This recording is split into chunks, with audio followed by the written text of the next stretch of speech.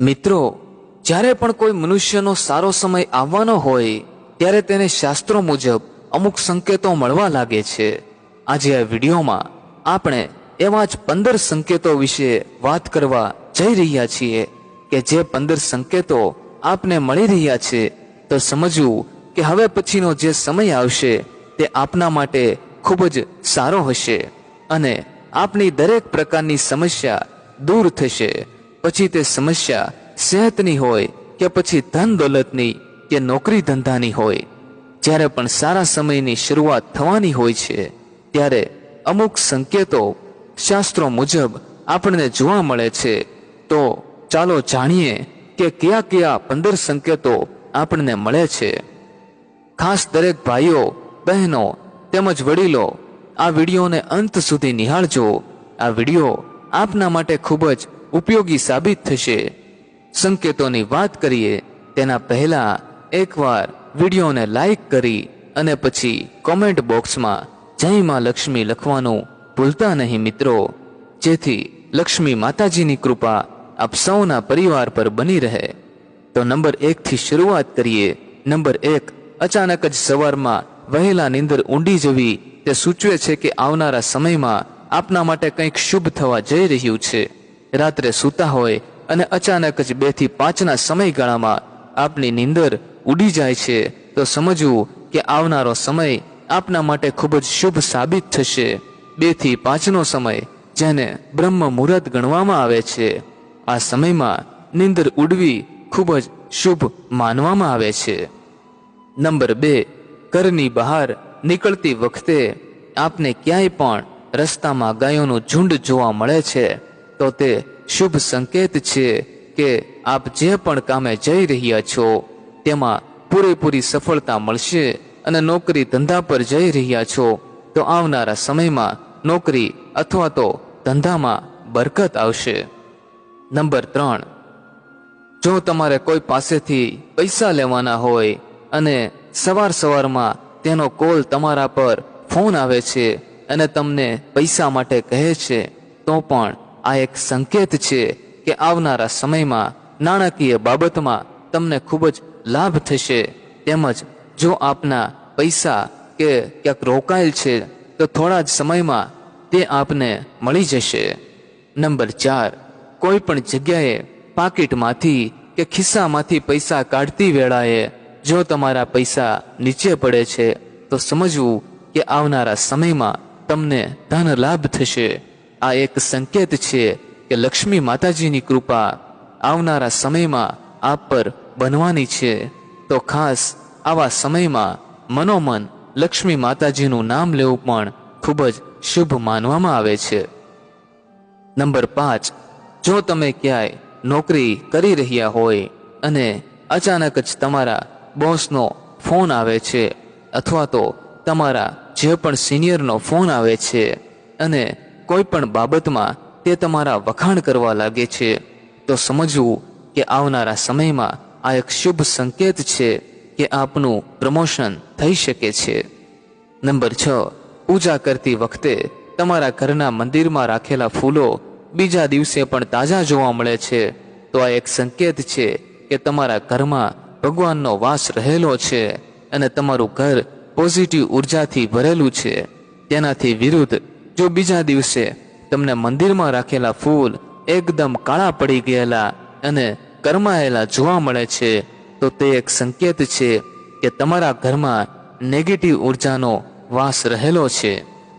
આવા સંજોગોમાં રોજ ગુગળ કે કપૂરનો ધુમાડો ઘરમાં કરવો જોઈએ અને ઘરમાં પૂજા પાઠ પણ કરવા જોઈએ। નંબર 7, ઘરના આંગણે રાખેલા બૂટ અને ચપ્પલ વેરવિખેર પડ્યા હોય તો તેને વ્યવસ્થિત રીતે ગોઠવીને રાખવા જોઈએ।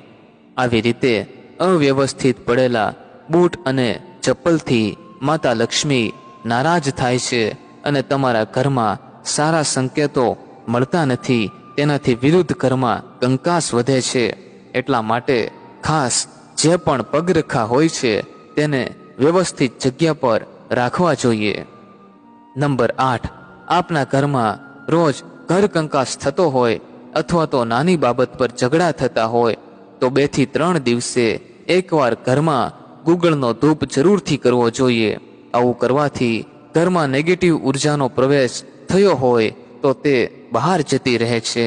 અને રોજ સવાર સાંજ ઘરમાં નિયમિત રીતે પૂજાપાઠ કરવા જોઈએ. નંબર 9, જ્યારે પણ તમે બહારથી આવો તો ઘરે આવતાની સાથે જ ખાસ હાથ પગ અને મોં ધોવાની આદત રાખો. આવું કરવાથી બહારથી આવેલી કોઈ પણ નેગેટિવ ઉર્જા આપણા ઘરમાં પ્રવેશ નહીં કરે.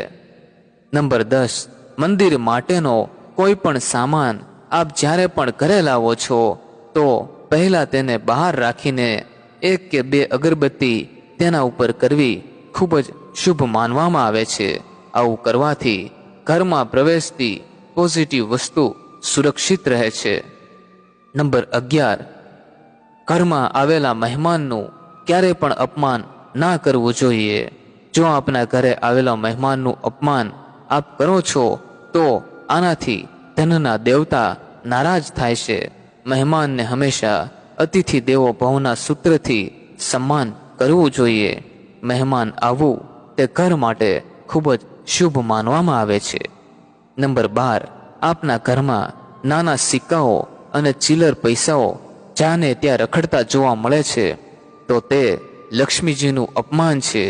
ઘરમાં જોવા મળતા સિક્કા અને નોટો હંમેશા સાચવીને રાખવા જોઈએ. તમે તેને મંદિરમાં પણ રાખી શકો છો.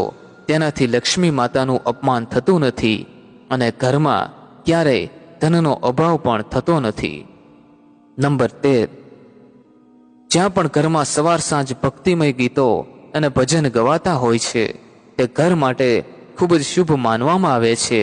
આવા ઘરમાં હંમેશા ભગવાનનો વાસ રહેશે તેમજ પરિવાર હેમખેમ રહેશે. નંબર 14, રોજ નિયમિત રીતે ચોખ્ખા ઘીનો દીવો ભગવાનને કરવામાં આવતા ઘરમાં ક્યારેય પણ નેગેટિવ ઉર્જાનો વાસ થતો નથી. જે ઘરમાં નિયમિત રીતે અગરબત્તી અને તુલસીના છોડની પૂજા થાય છે તે ઘરમાં હંમેશા સુખ અને શાંતિ રહે છે.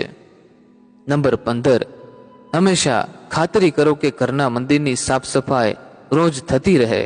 ઘરના મંદિરની સાફ સફાઈ કરવાથી લક્ષ્મીજી પ્રસન્ન રહે છે તેમજ આપના ઘરમાં સ્વાસ્થ્ય સંબંધી તેમજ ધન સંબંધી પરેશાનીઓ ક્યારેય પણ થતી નથી.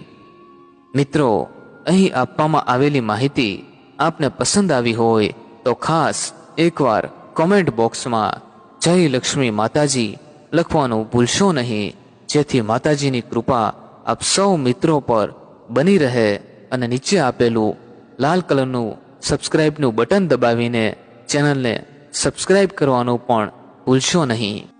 આપણી ચેનલ પર તમને સમયસર આવી જ સરસ મજાની માહિતી મળતી રહેશે તો ખાસ ચેનલ સાથે જોડાયેલા રહેજો. ફરી મળીશું મિત્રો કોઈ નવા એપિસોડ સાથે. ખૂબ ખૂબ ધન્યવાદ. જય મા ગાત્રાળ. જય શ્રી કૃષ્ણ.